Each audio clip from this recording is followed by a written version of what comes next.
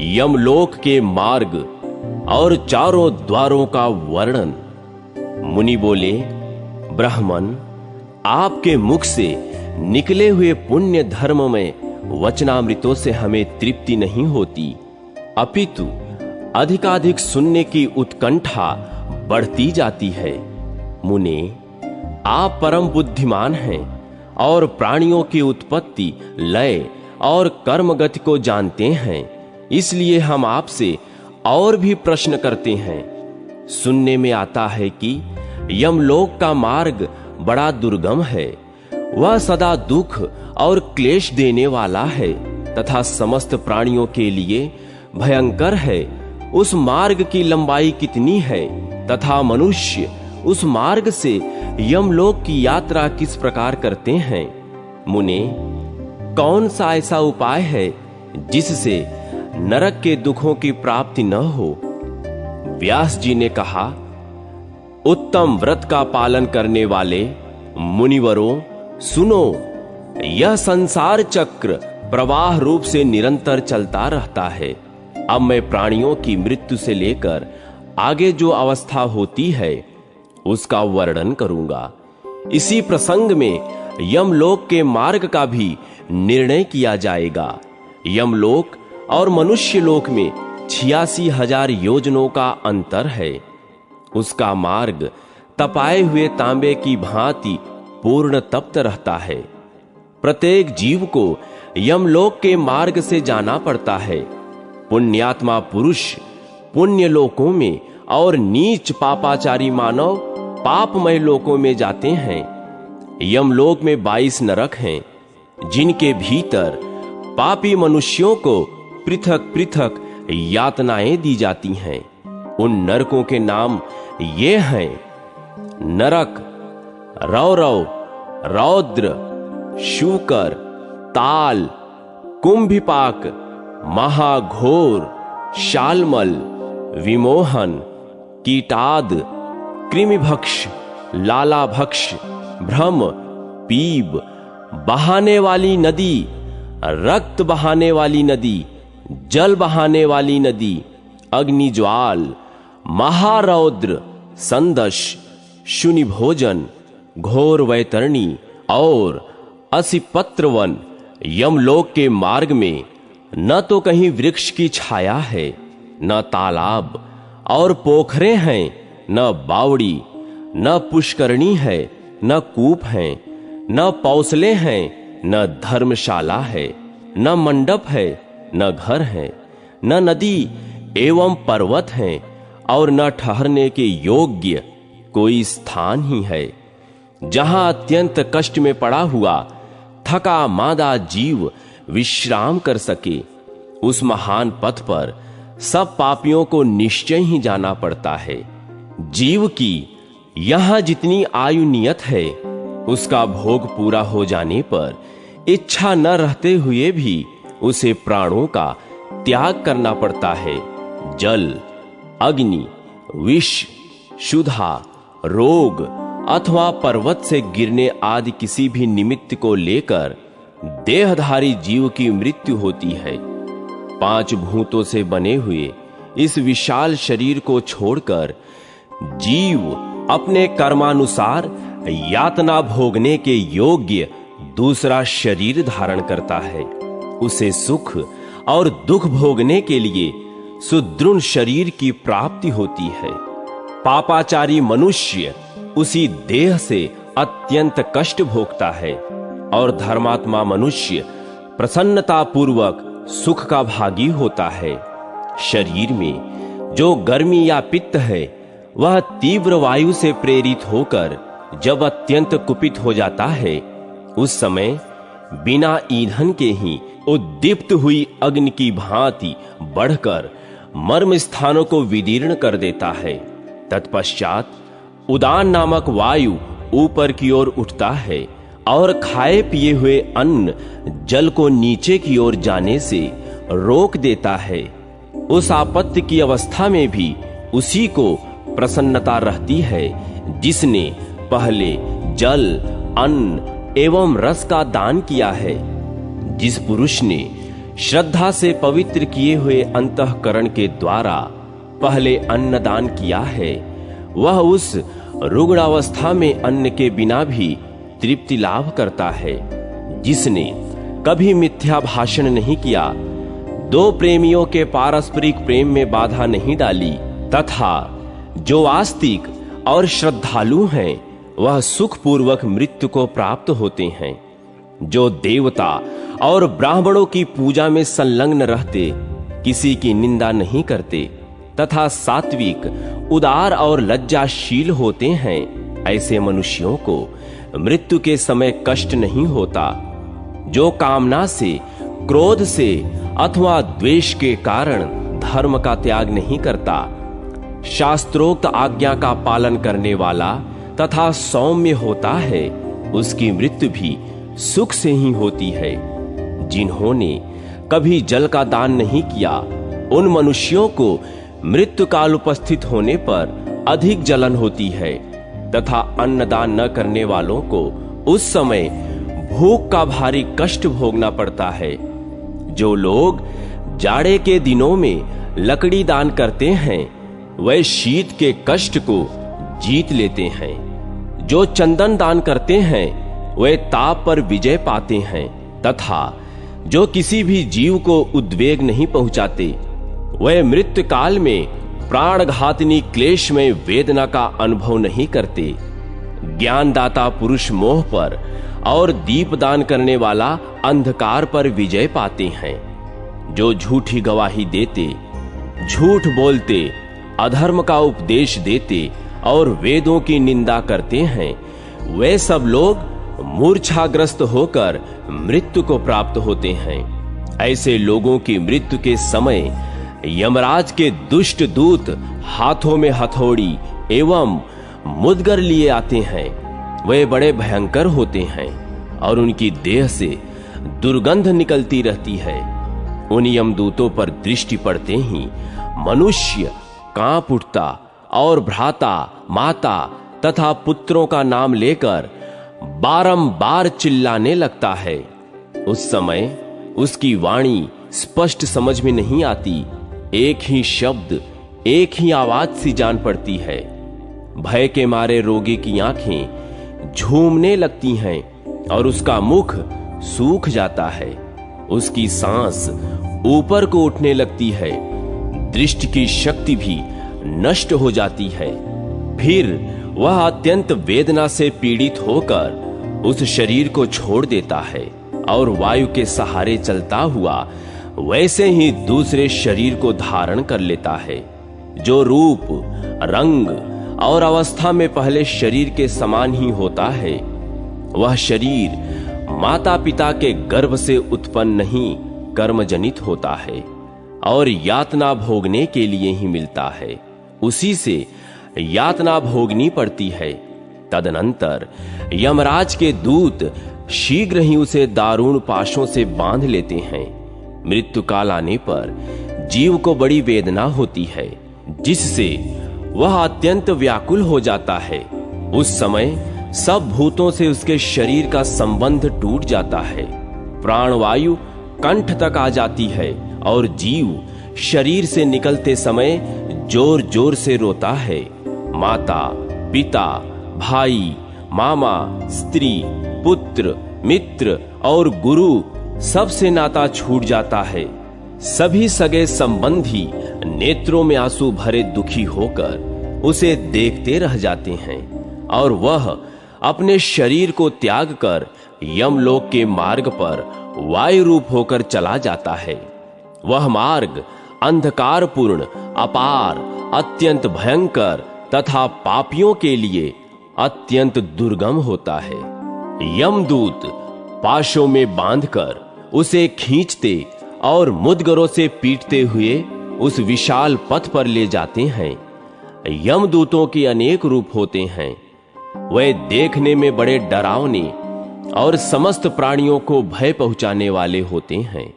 उनके मुख विकराल, नासिका टेढ़ी, आंखें तीन, ठोड़ी, कपोल और मुख फैले हुए तथा ओठ लंबे होते हैं। वे अपने हाथों में विकराल एवं भयंकर आयुध लिए रहते हैं। उन आयुधों से आग की लपटें निकलती रहती हैं। पाश, सांकल और डंडे से भय पहुंचाने वाले महाबली, महाभयंकर यम किंकर यमराज की आज्ञा से प्राणियों की आयु समाप्त होने पर उन्हें लेने के लिए आते हैं। जीव यातना भोगने के लिए अपने कर्म के अनुसार जो भी शरीर ग्रहण करता है, उसे ही यमराज के दूत यमलोक में ले जाते हैं।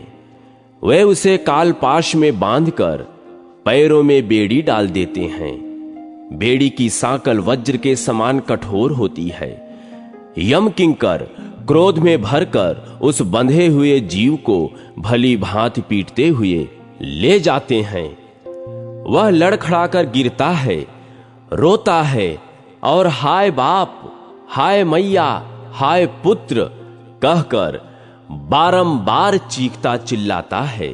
तो भी दूषित कर्म वाले उस पापी को वह तीखे शूलों, मुदगरों, खड़ग और शक्ति के प्रहारों और वज्रमय भयंकर डंडों से घायल करके जोर जोर से डांटते हैं। कभी कभी तो एक एक पापी को अनेक यमदूत चारों ओर से घेर कर पीटते हैं। बेचारा जीव दुख से पीड़ित हो मूर्छित होकर इधर उधर गिर पड़ता है। तथापि वे दूत उसे घसीट कर ले जाते हैं। कहीं भयभीत होते, कहीं त्रास पाते, कहीं लड़खड़ाते और कहीं दुख से करुण क्रंदन करते हुए जीवों को उस मार्ग से जाना पड़ता है। यमदूतों की फटकार पड़ने से वे उद्विग्न हो उठते हैं और भय से विह्वल हो कांपते हुए शरीर से दौड़ने लगते हैं। मार्ग पर कहीं कांटे बिछे होते हैं और कुछ दूर तक तपी हुई बालू मिलती है। जिन मनुष्यों ने दान नहीं किया है, वे उस मार्ग पर जलते हुए पैरों से चलते हैं। जीव हिंसक मनुष्य के सब ओर से मरे हुए बकरों की लाशें पड़ी होती हैं, जिनकी जली हुई फटी हुई चमड़ी से मैदे और रक्त की दुर्गंध आती रहती है। वे वेदना से पीड़ित हो जोर जोर से चीखते चिल्लाते हुए यम मार्ग की यात्रा करते हैं। शक्ति, भिंदीपाल, खड़ग, तोमर, बाण और तीखी नोक वाले शूलों से उनका अंग अंग विदीर्ण कर दिया जाता है। कुत्ते, बाघ, भेड़िए और कौवे उनके शरीर का मांस नोच नोच कर खाते रहते हैं। मांस खाने वाले लोग उस मार्ग पर चलते समय आरे से चीरे जाते हैं। सुअर अपनी दाढ़ों से उनके शरीर को विदीर्ण कर देते हैं। जो अपने ऊपर विश्वास करने वाले स्वामी, मित्र अथवा स्त्री की हत्या कराते हैं, वह शस्त्रों द्वारा छिन्न भिन्न और व्याकुल होकर यमलोक के मार्ग पर जाते हैं। जो निरपराध जीवों को मारते और मरवाते हैं, वह राक्षसों के ग्रास बनकर उस पथ से यात्रा करते हैं। जो पराई स्त्रियों के वस्त्र उतारते हैं, वह मरने पर नंगे करके दौड़ते हुए यमलोक में लाए जाते हैं। जो दुरात्मा पापाचारी अन्न, वस्त्र, सोने, घर और खेत का अपहरण करते हैं, उन्हें यमलोक के मार्ग पर पत्थरों, लाठियों और डंडों से मारकर जर्जर कर दिया जाता है और वे पुनः अपने अंग प्रत्यंग से प्रचुर रक्त बहाते हुए यमलोक में जाते हैं। जो नराधम नरक की परवाह न करके इस लोक में ब्राह्मण का धन हड़प लेते, उन्हें मारते और गालियां सुनाते हैं, उन्हें सूखे काठ में बांधकर उनकी आंखें फोड़ दी जाती और नाक कान काट लिए जाते हैं। फिर उनके शरीर में पीप और रक्त पोत दिए जाते हैं तथा काल के समान गीध और गीदड़ उन्हें नोच नोच कर खाने लगते हैं। इस दशा में भी क्रोध में भरे हुए भयानक यमदूत उन्हें पीटते हैं और वे चिल्लाते हुए यमलोक के पथ पर अग्रसर होते हैं। इस प्रकार वह मार्ग बड़ा ही दुर्गम और अग्नि के समान प्रज्वलित है। उसे रौरव कहा गया है। वह नीची ऊंची भूमि से युक्त होने के कारण मानव मात्र के लिए अगम्य है। तपाए हुए तांबे की भांति उसका वर्ण है। वहां आग की चिंगारियां और लपटें दिखाई देती हैं। वह मार्ग कंटकों से भरा है, शक्ति और वज्र आदि आयुधों से व्याप्त है। ऐसे कष्टप्रद मार्ग पर निर्दयी यमदूत जीव को घसीटते हुए ले जाते हैं और उन्हें सब प्रकार के अस्त्र शस्त्रों से मारते रहते हैं। इस तरह पापासक्त अन्यायी मनुष्य विवश होकर मार खाते हुए दुर्धर्ष यमदूतों के द्वारा यमलोक में ले जाए जाते हैं। यमराज के सेवक सभी पापियों को उस दुर्गम मार्ग में अवहेलना पूर्वक ले जाते हैं। वह अत्यंत भयंकर मार्ग जब समाप्त हो जाता है, तब यमदूत पापी जीव को तांबे और लोहे की बनी हुई भयंकर यमपुरी में प्रवेश कराते हैं। वह पुरी बहुत विशाल है। उसका विस्तार 1,00,000 योजन का है। वह चौकोर बताई जाती है। उसके 4 सुंदर दरवाजे हैं। उसकी 4 दीवारी सोने की बनी है, जो 10,000 योजन ऊंची है। यमपुरी का पूर्व द्वार बहुत ही सुंदर है। वहां फहराती हुई सैकड़ों पताकाएं उसकी शोभा बढ़ाती हैं। हीरे, नीलम, पुखराज और मोतियों से वह द्वार सजाया जाता है। वहां गंधर्वों, अप्सराओं के गीत और नृत्य होते रहते हैं। उस द्वार से देवताओं, ऋषियों, योगियों, गंधर्वों, सिद्धों, यक्षों और विद्याधरों का प्रवेश होता है। उस नगर का उत्तर द्वार घंटा, छत्र, चंवर तथा नाना प्रकार के रत्नों से अलंकृत है। वहां वीणा और वेणु की मनोहर ध्वनि गूंजती रहती है। गीत, मंगल गान तथा ऋग्वेद आदि के सुमधुर शब्द होते रहते हैं। वहां महर्षियों का समुदाय शोभा पाता है। उस द्वार से उन्हीं पुण्य आत्माओं का प्रवेश होता है जो धर्मज्ञ और सत्यवादी हैं, जिन्होंने गर्मी में दूसरों को जल पिलाया और सर्दी में अग्नि का सेवन कराया है, जो थके मांदे मनुष्यों की सेवा करते और सदा प्रिय वचन बोलते हैं, जो दाता, शूर और माता पिता के भक्त हैं तथा जिन्होंने ब्राह्मणों की सेवा और अतिथियों का पूजन किया है, वे भी उत्तर द्वार से ही पुरी में प्रवेश करते हैं। यमपुरी का पश्चिम महाद्वार भांति भांति के रत्नों से विभूषित है। विचित्र विचित्र मणियों की वहां सीढ़ियां बनी हैं। देवता उस द्वार की शोभा बढ़ाते रहते हैं। वहां भेरी, मृदंग और शंख आदि वाद्यों की ध्वनि हुआ करती है। सिद्धों के समुदाय सदा हर्ष में भरकर उस द्वार पर मंगल गान करते हैं। जो मनुष्य भगवान शिव की भक्ति में संलग्न रहते हैं, जो सब तीर्थों में गोते लगा चुके हैं, जिन्होंने पंचाग्नि का सेवन किया है, जो किसी उत्तम तीर्थ स्थान में अथवा कालिंजर पर्वत पर प्राण त्याग करते हैं, और जो स्वामी, मित्र अथवा जगत का कल्याण करने के लिए एवं गौओं की रक्षा के लिए मारे गए हैं, वे शूरवीर और तपस्वी पुरुष पश्चिम द्वार से यमपुरी में प्रवेश करते हैं। उस पुरी का दक्षिण द्वार अत्यंत भयानक है। वह संपूर्ण जीवों के मन में भय उपजाने वाला है। वहां निरंतर हाहाकार मचा रहता है। सदा अंधेरा छाया रहता है। उस द्वार पर तीखे सींग, कांटे, बिच्छू, सांप, वज्रमुख, कीट, भेड़िए, व्याघ्र, रीक्ष, सिंह, गीदड़, कुत्ते, बिलाव और गीध उपस्थित रहते हैं। उनके मुखों से आग की लपटें निकला करती हैं। जो सदा सबका अपकार करने वाले पापात्मा हैं, उन्हीं का उस मार्ग से पुरी में प्रवेश होता है।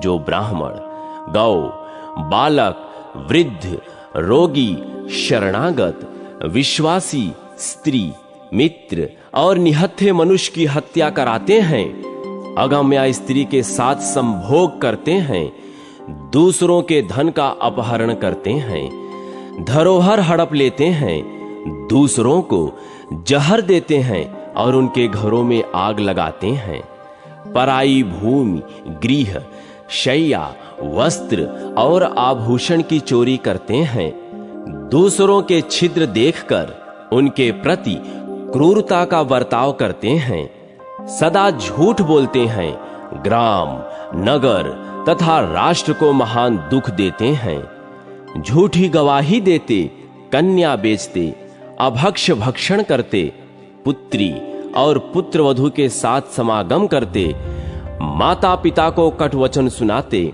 तथा अन्यान्य प्रकार के महापातकों में संलग्न रहते हैं, वे सब दक्षिण द्वार से यमपुरी में प्रवेश करते हैं।